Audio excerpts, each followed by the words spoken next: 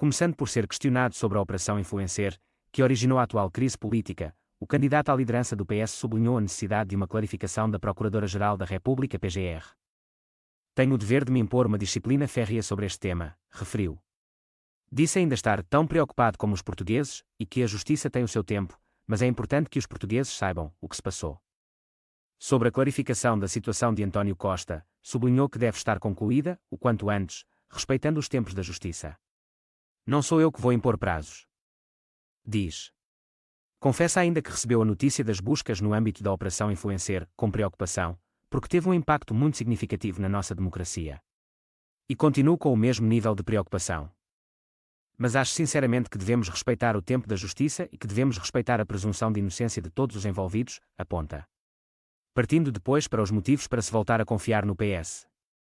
O candidato à liderança do partido afirma que António Costa deixa um legado muito importante para o país e que a interrupção da legislatura não se deve à situação económica e social, nem a um descontentamento generalizado da população. Ao fim destes 8 anos, há marcas muito importantes. Temos muitos problemas por resolver. Mas não podemos ignorar que foram anos em que se criaram mais de 600 mil postos de trabalho e a economia portuguesa cresceu acima da média europeia. António Costa deixa um legado muito importante para o país, afirma. Passando às diferentes polémicas que envolveram o governo, nomeadamente que levaram à sua própria saída. O antigo responsável pela pasta das infraestruturas referiu a prática política que teve resultados na vida das pessoas e recordou as sondagens que põem o PS à frente do PSD, apesar de tudo que estamos a viver. O PS tem sido o garante de estabilidade, de política económica e social, diz ainda. Ainda sobre as saídas do governo, disse ainda que temos vindo a aperfeiçoar o escrutínio. Mas isso não se sobrepõe ao legado de Costa. Não tenho a menor dúvida que temos de ir aprendendo com os 50 anos da democracia. E cada acontecimento deve servir de lição para o futuro. Temos vindo, ao longo do tempo, a aperfeiçoar o nosso escrutínio sobre quem governa, diz. Abordando uma possível maioria absoluta numa futura legislatura, diz que a discussão deve estar nas medidas e não na política de alianças. Considerando, porém, que o cenário de não existir uma maioria absoluta é possível e provável. Admite ainda a possibilidade de uma nova geringonça tendo em conta que a anterior foi um sucesso. O PS vai se apresentar a eleições com o objetivo de mobilizar o povo português para uma vitória. A partir daí, procuraremos as soluções que permitem implementar o programa do PS. Acrescenta.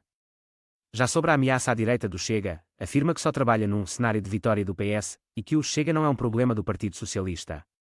Recorda ainda o acordo do PSD nos Açores com o partido de André Ventura e remata com a afirmação de que, se quer derrotar o Chega só um voto. Que é no Partido Socialista. Numa segunda parte da entrevista, já em direto na CNN Portugal, falou sobre a boa relação que mantém com António Costa e na força que reconhece a José Luís Carneiro, seu adversário dentro do partido nas eleições do partido. Tenho grande consideração por José Luís Carneiro e sei que os militantes do PS também têm, sublinha. Acrescenta ainda que sempre tive à espera que José Luís Carneiro tivesse muitos apoiantes dentro do partido. Como é óbvio, é alguém de quem os militantes gostam e é normal que tenham os apoios que se têm tornado públicos. Questionado sobre quem é o maior herdeiro do legado de Costa, destaca apenas que é muito importante este legado, recusando assumir uma posição. Nós os dois fomos membros do governo e temos orgulho. Diz ainda que a luta interna não tem sido assim tão acesa e admite que todos os cenários são possíveis. Inclusive o da derrota interna. No dia a seguir às diretas, eu e José Luís Carneiro estaremos juntos qualquer que seja o resultado final, afirma. Faço, como sempre fiz, campanha pelo PS. E não tenho dúvidas que José Luís Carneiro fará campanha por mim se ganhar. Não tenho a menor dúvida de que o PS estará unido, acrescenta. Sobre futuras alianças. Não exclui conversas com o PSD, nomeadamente em matérias de regime que são imprescindíveis serem discutidas em conjunto. Porém, não ignora que hoje temos um PSD que está radicalizado. Não só com um líder que disputa com o Chega, como um PSD que depende da iniciativa liberal, afirma.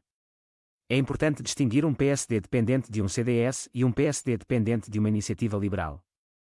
O CDS é um partido que sempre teve no seu quadro programático e de valores a doutrina social da Igreja, o que, aliás, permitiu que a democracia cristã em toda a Europa colaborasse com os partidos socialistas na construção do Estado Social. E hoje não temos essa presença na vida política parlamentar e a iniciativa liberal não tem nada a ver com o CDS. É um projeto radical com uma visão diametralmente oposta ao Partido Socialista. Diz.